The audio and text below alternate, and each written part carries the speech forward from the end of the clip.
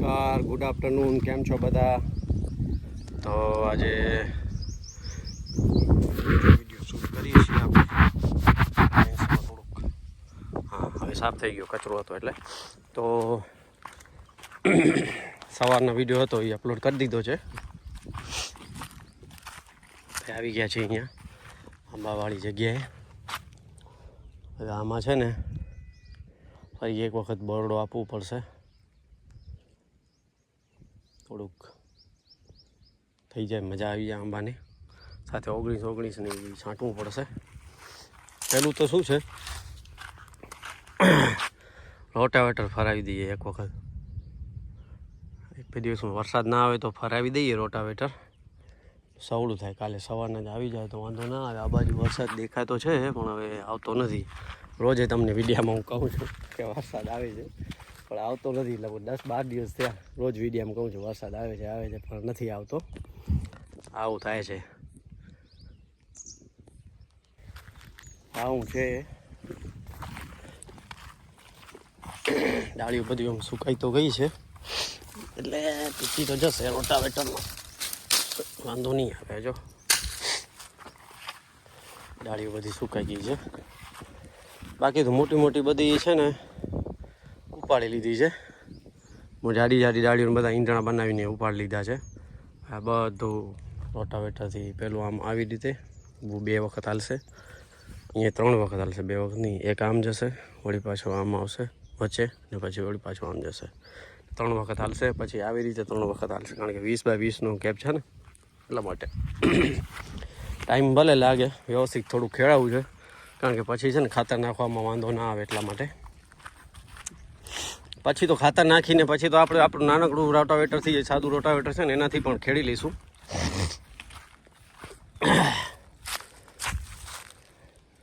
હવે છે ને ગાર્ડર ચેક કરાવવી પડશે મારે. જમાઈ એક વખત એક દિવસ નવરા થાય તો પછી કરાવી દઈએ ચેકિંગ બધા આંબા. ડ્રેગન ફ્રૂટ તો ખાલી તમને બતાવે અમે. પિયુષભાઈના દાડમ છે. ફ્લાવરિંગ તો જુઓ તમે, ત્યારે સાલું ના જોઈતું હોય ને ત્યારે જ આવે છે ફ્લાવરિંગ. જોઈતું હોય ત્યારે સમજી લો ને તમે, ખેડૂતો બિચારા મરી જાય દવાઓને ખાતરને છાંટીને ખાતર નાખીને ચાલુ આવે જ નહીં, પકડે જ નહીં ફ્લાવરિંગ. એટલે તો હવે છે ને આવું થઈ ગયું છે બધું. બાગાયતીમાં પણ માણસોને એમ લાગે બાગાયતીમાં પૈસો જોરદાર પૈસો છે, પણ સામે હેરાનગતિ એટલી જ છે. આપણા પાઇપ પડ્યા છે ડ્રીપના. વરસાદ આવશે એવું લાગે છે મને. આજે ભીંજાળ છે મને. આપણે ભીંજળવા તૈયાર છીએ. વરસાદ આ સિઝનના પહેલાં ધોધમાર વરસાદમાં ભીંજળવા તૈયાર છીએ. ખેડૂત બાયડા તૈયાર છે આજે. કોઈનાથી ડરતા નથી. બાકી જોખમ ના લેતા કોઈ દિવસ. હું તો મસ્તી કરું છું. ગોદડું અહીંયા રહી ગયું છે ટ્રેક્ટરનું, ઉપર બને ટાંકવાનું છે. પૂછી જોઈએ અને ડાયાભાઈને કે આ શું થયું રોટાવેટરનું.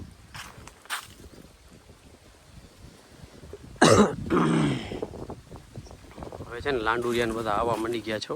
જ્યાં ત્યાં પગ રાખવામાં વિચારવા થાય છે. સાપ ને બધા નીકળે છે, કારણ કે વરસાદ પડે છે ને એટલે બારે આવે છે. તો મિત્રો આપણે મોટર ચાલુ કરી છે લગભગ 15-20 દિવસ પછી, કારણ કે ત્યાં પાણીની જરૂર જ નહોતી. હવે શું છે, થોડુંક કોરું આવ્યું છે 8 અઠવાડિયુંથી. તો આજે છે ને 20-20 હલાવવાનું છે. નાખી દીધું ખાતર આમાં. થોડુંક પડ્યું હતું 8 કિલો જેવું.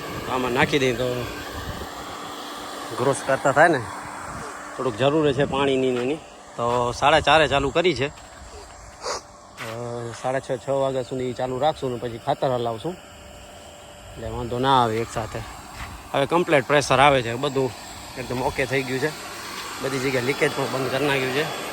અહીંયા 2ની પ્રેશર છે, અહીંયા 1ની છે. એટલે મારે લાગે છે ને હવે છે ફિલ્ટર ધોવું પડશે.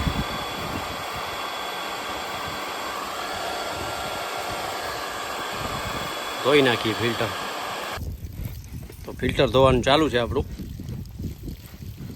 એકદમ સારું. સાફ કરે, કચરો નીકળે બધો.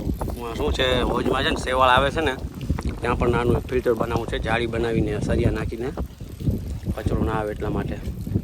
કચરો ઘણો આવે છે, ચૂસે છે ને મોટર, એટલા માટે અહીંયા લગાવી જોઈએ. હવે નીચે છે કરણ હજી, જોજે ઢીલું કર ને, હજી ઢીલું કર. બસ બસ એમ કર સાફ.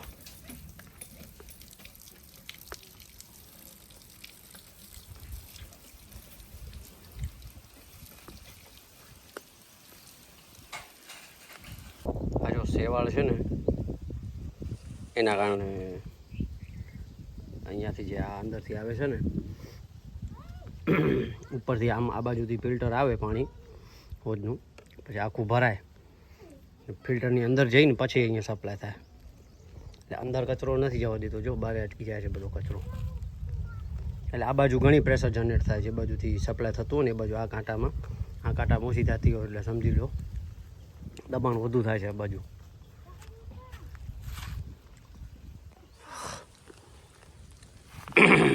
કરી દઈએ થોડીક વારમાં. તો કરાને ફિલ્ટર સાફ કરી દીધું છે એકદમ ક્લીન, ક્યાંય કચરો નથી. નાખી દઉં ઉપરનું, નીચે સાફ કરી નાખું.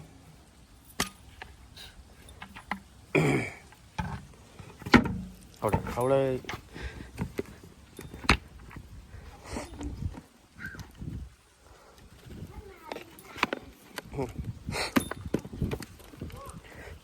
ઉપર એમ ઉપર ઢીલું કર,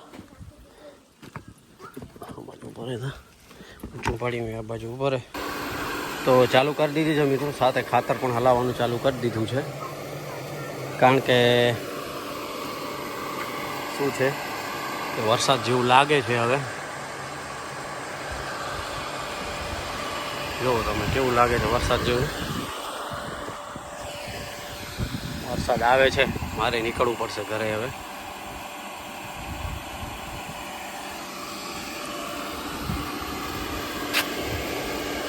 કારણ કે પછી છે ને વરસાદ પડી જશે ને પછી જવાશે નહીં તેમાં. હજુ બંને જગ્યાએ સરખી પ્રેશર આવે છે ને, થોડોક 19-20નો ફરક છે. હા પણ જો ખાસું હાલી ગયું. અત્યારે હાલ્યું જાય ખાતર તો વાંધો ના આવે, એકદમ બરોબર થઈ જાય.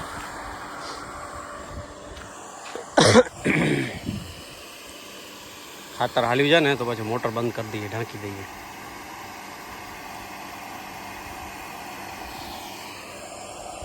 જો તો ખરા કાળા ડિબાંગ વાદળા.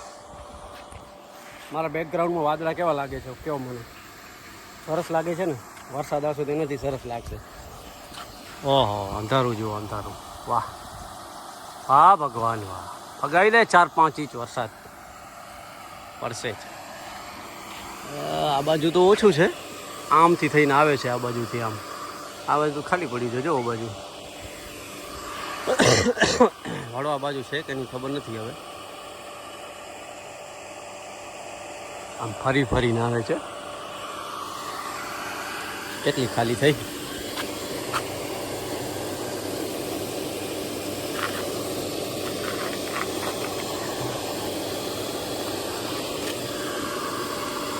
ખસી જ જાય છે એવી.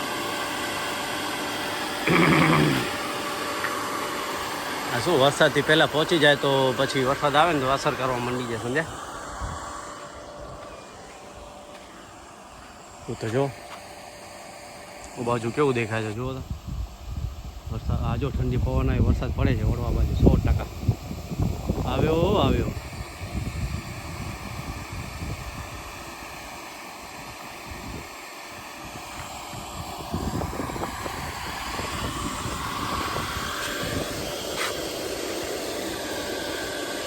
આવે છે 100% વરસાદ. જલ્દી મોટર જલ્દી કર, પૂછી લે. પૂછે છે વાંધો નહીં આવે. આટલી થઈ જાય, આટલે સુધી હતું. અહીંયા સુધી આ હોલ છે ને એનાથી નીચે આટલું ગયું છે. જો 4-5 ઇંચ વરસાદ તો આવે છે. હવે પવન જો ફરી ગયો છે, આ બાજુથી આમ ચાલુ થઈ ગયો વરસાદ. આવશે કે વિખાઈ જશે કે શું ખ્યાલ નથી હવે. આ બાજુથી પવન આવે એટલે વરસાદ ખબર નહીં, ભગવાનને ખબર. અંધારું કેવું થઈ ગયું છે, મારે બ્રાઇટનેસ વધારવી પડશે. વધી ગઈ બ્રાઇટનેસ.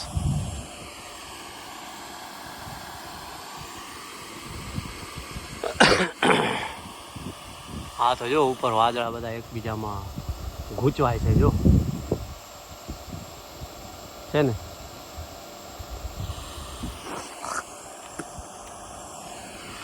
એક તો કફ થયો છે ને, કંટાળો એ છે. બિંજણ શું તો વળી તાવ બાવ આવી જશે. જલ્દી ટાંકી ખૂટે તો પછી જવું અહીંયાથી. પવન આ બાજુથી ઠંડો આવે છે, આ બાજુ એટલે સમજી લો ને નોર્થ વેસ્ટ આમ લાગે છે પવન. ટીપા ટીપા પડે પણ છે. તો ચાલો મિત્રો, વરસાદ ધીમે ધીમે પડવા માંડી ગયો છે ને હું પણ નીકળું. અહીંયા મોટર કરી દઈએ બંધ અને વિડીયોને કરીએ એન્ડ. ચેનલ પર નવા હોય તો ચેનલને સબસ્ક્રાઈબ કરી દેજો, વિડીયોને શેર કરજો, લાઈક કરજો અને બેલ આઇકન દબાવવાનું ના ભૂલતા. બધાને જય શ્રી રામ, આવજો, બાય.